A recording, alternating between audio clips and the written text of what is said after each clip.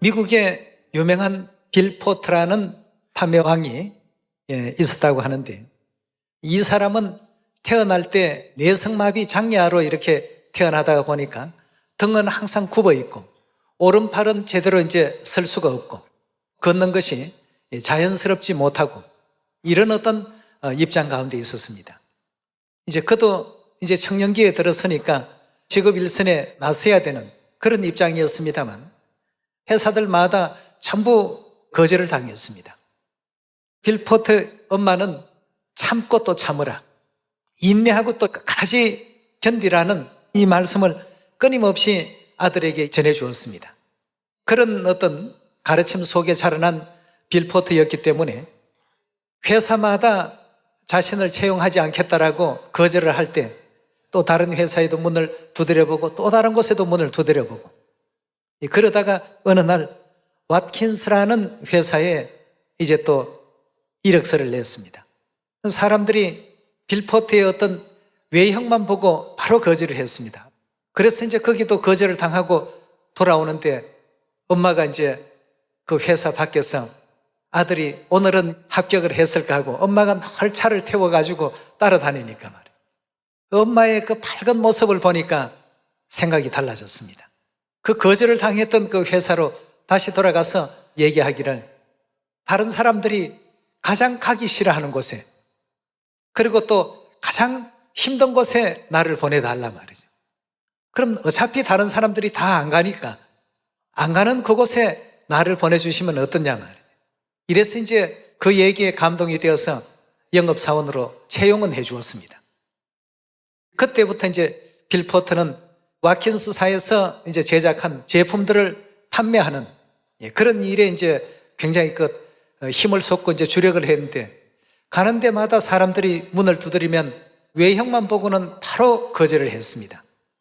그래도 또 가고 또 갔던 것은 인내하라, 그리고 또 참으라, 그리고 포기하지 말라는 엄마의 그 가르침이 마음에 이제 또 살아있었기 때문에 항상 그것으로 이제 힘을 내곤 했다고 합니다. 빌 포트 엄마가 마칠 때쯤 되면 아들을 이제 데리러 늘 회사에 왔습니다. 근데 어느 날 아무리 기다려도 엄마가 오지 않는 겁니다. 그래서 할 수 없이 택시를 타고 이제 집으로 돌아오게 됐습니다. 엄마 안에 계시냐고 불러도 보고 살펴봐도 엄마가 없었습니다.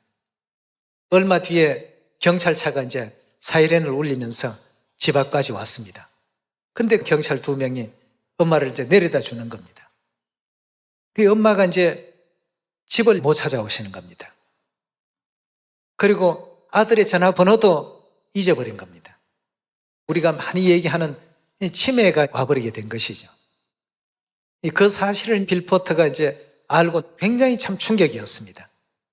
이제는 이제 본인이 스스로가 이렇게 성장하고 엄마를 오히려 보살펴야 되는 지경까지 이르게 되니까 더 열심히 노력을 하면서 이제 그 물건을 팔려 다녔습니다.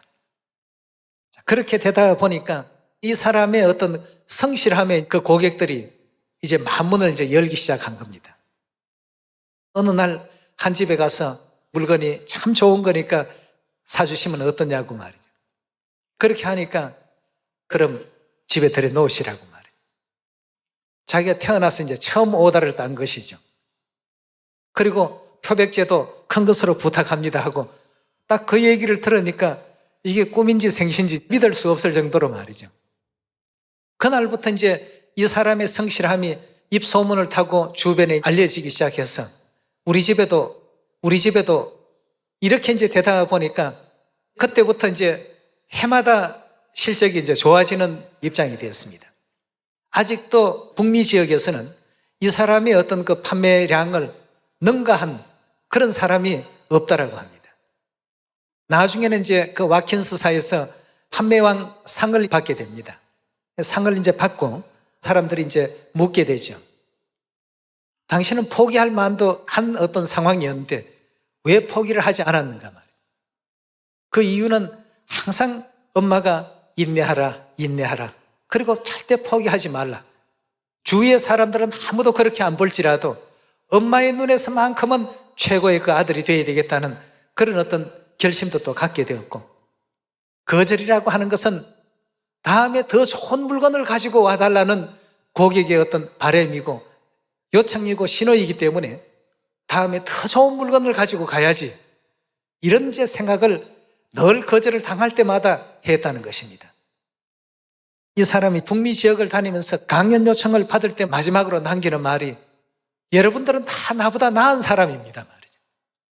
손을 못 쓰는 사람도 아니고 등이 굽어 있는 사람도 아니고 걸음을 제대로 못 걸어서 부자연스럽지도 않고, 내가 할 수 있는 일은 여러분들이 다 할 수 있는 일입니다 말이에요. 이렇게 이제 용기를 주는 이런 강연을 하기 때문에 곳곳에서 각 단체에서 이 사람을 많이 이렇게 초대해 간다는 그런 얘기가 있습니다. 여러분, 우리 복음도 이렇게 좀 해보시면 어떻습니까? 예. 야고보서 5장 말씀을 보도록 하겠습니다. 보라, 인내하는 자를 우리가 복되다 하나니 너희가 욥의 인내를 들었고 주께서 주신 결말을 보았거니와 주는 가장 자비하시고 긍휼히 여기시는 자신이라고 했습니다.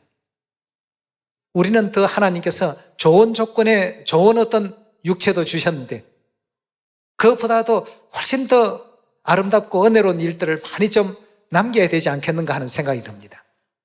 감사합니다.